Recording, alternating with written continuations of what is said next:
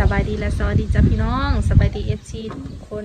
ยินดีต้อนรับเข้าสู่ช่องเคดี้ซาลาคือเก่าจ้าพี่น้องวันนี้ก็ใส่สิมาถ่ายให้เบิ่งนั่นยังแม่กับใส่เงินน้องใส่เงินเห็ดกวนดอกม่วงนะพี่น้องกวนดอกม่วงเห็ดตาแห้งเนาะก็คือบักม่วงแล้วดูบักม่วงก็คือบักม่วงลายแห้งเนาะจนกินบ่ไหวจ้าพี่น้องเขาก็เลยมาประยุกต์เห็ดบักม่วงกวนแล้วก็ตาแห้งเดี๋ยวสิพาไปเบิ่งโอ้ตัวนี้ก็สีอย่างนะคะใช่ไหม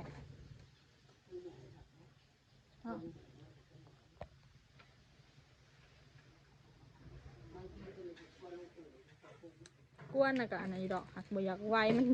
กระเด็นผุดเนาะแม่คันสิกวนให้จนว่ามันแห้งจนอันนั้นนะแม่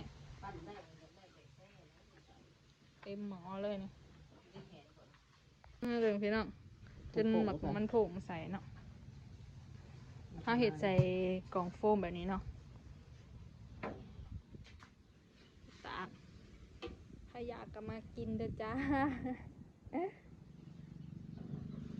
ละลายโลเลยได้3เดือน ไม่ใช่ไหมคือโบเห็นตัวมันแห้งเห็นแต่ในตู้เย็นค่ะ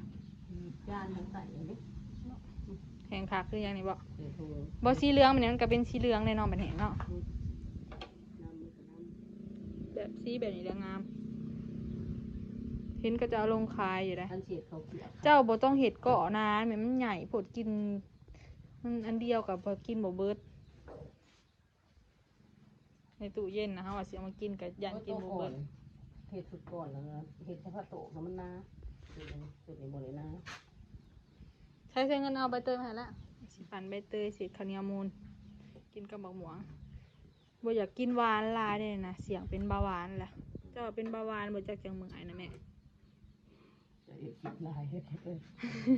เป็นเบาหวานเจ้าสีมาปั่นใบเตยเนาะพี่น้องเฮ็ดน้ำใบเตยเจ้าแค่สีข้าวเหนียวมูนไว้กินกับข้าวเหนียวบักหมวงแต่บักหมวงมันอยากเบิดเลยได้ตัวหมากสุกนะเพราะมินหกเป็นแบบจัดนักเลยเนาะเอามาควนจนมืดพี่น้อง 3 หมอ แม่นี่มันอยู่ในไซนี่นะ ก้นมัน เจ้าเห็นมันรูดบอก 3 หมอเบาๆเหมือนแต่ละมือละ2 มือ ซ้ำมือนี่ซ้ำได้เบา เบาแห้งเลย ขาเนี่ยได้แบบนี้โอ้บ่ได้แล้วแม่เอ้ย กวนมองซอยแม่กันเนาะก่อนจริงสิขาวบานจะหน่อยนะพี่น้องเบิ่งสภาพไม่กวนเนาะเพราะว่าเวลามันผดแป้งแห้งแต่มันกระเด็นใส่น้องพี่น้องเขาต้องอยู่ไกลๆเบิ่งมันกระเด็นใส่แม่นะจนแดงเบิด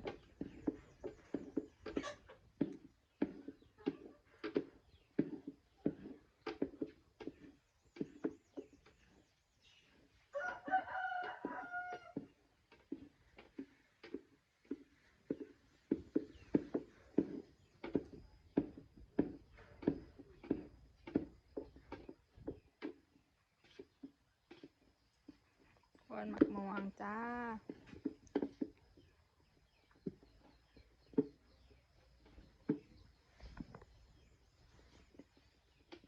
พร้อมสิติดคณะบกกวนค่ะ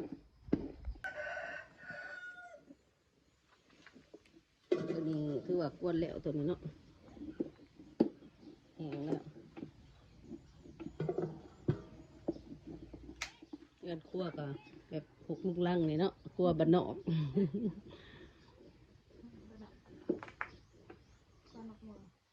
สีงามๆนะ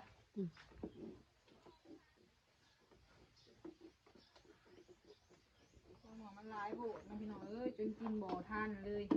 เห็ดข้าวเหนียวหมวงนะก็เห็ดอยู่10 เถื่อ เด้ออันนี้ สิ้นเลยคุณ จะให้เบิ่งในอันนี้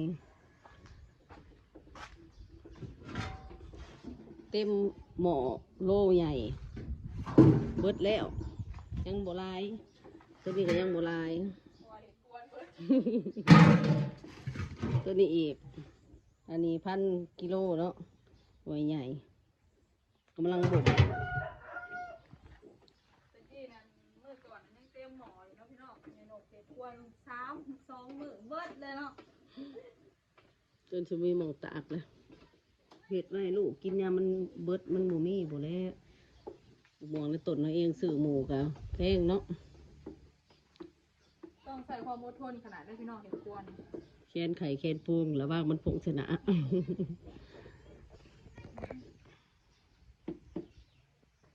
พี่น้องอันนี้ก็ตากหมูอ้วนจ้าเต็ม 2 3 4 5 6 7 8 9 10 11 12 13 14 15 16 17 18 19 20 21 22 23 24 25 26 27 28 29 30 31 32 33 34 35 36 37 38 39 40 41 42 43 44 44อัน โอเคถูกต้องแม่นบ่พี่น้อง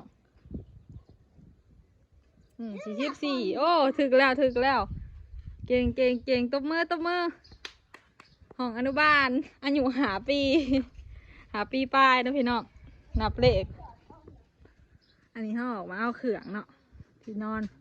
เจ้าเพชรขอบไปว่าตัวนั้นมันมีแต่เล็กแทงเริ่มหลุดมันหยาออกมากับอู่เก่าไอ้โฉคำจะเอามาแปลงไว้ มันขาดไว้เลยเนาะเฮ้ยจอดบอลนี่ นี่บอลนี้มันก็ฮักนะ บอกฮักลายจ้ะลืมด้วยแม่วันนั้น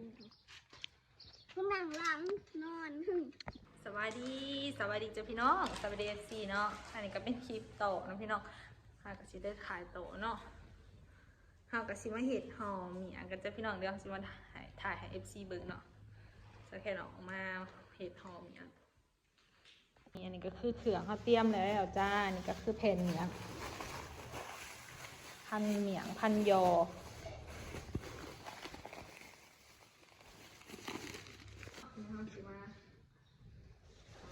ซอยกระปุ่นใส่กระปุ่นทำแบบ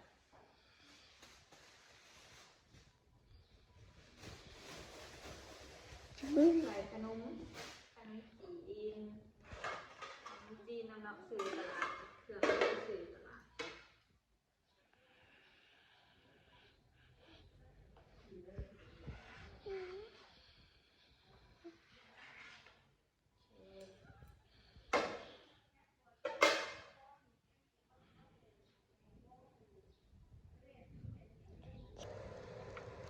หั่นหัวเนาะหั่นหัวน้ำจุกๆกันเลยจ้า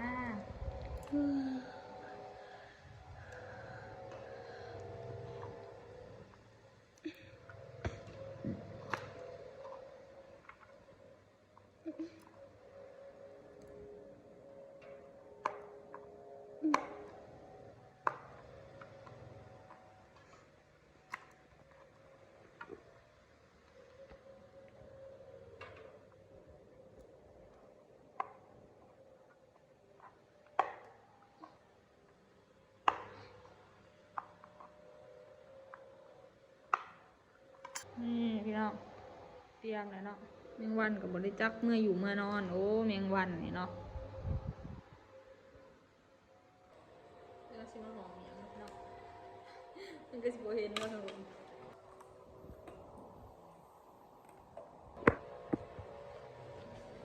ใส่ข้าวปุ้น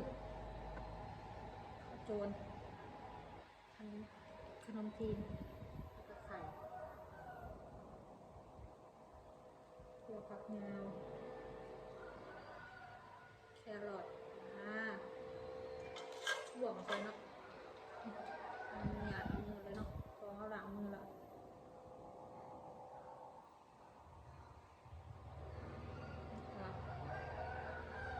ผักติ้ว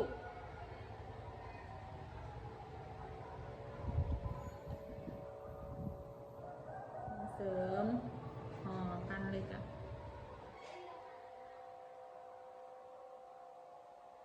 นี่เอาเมียง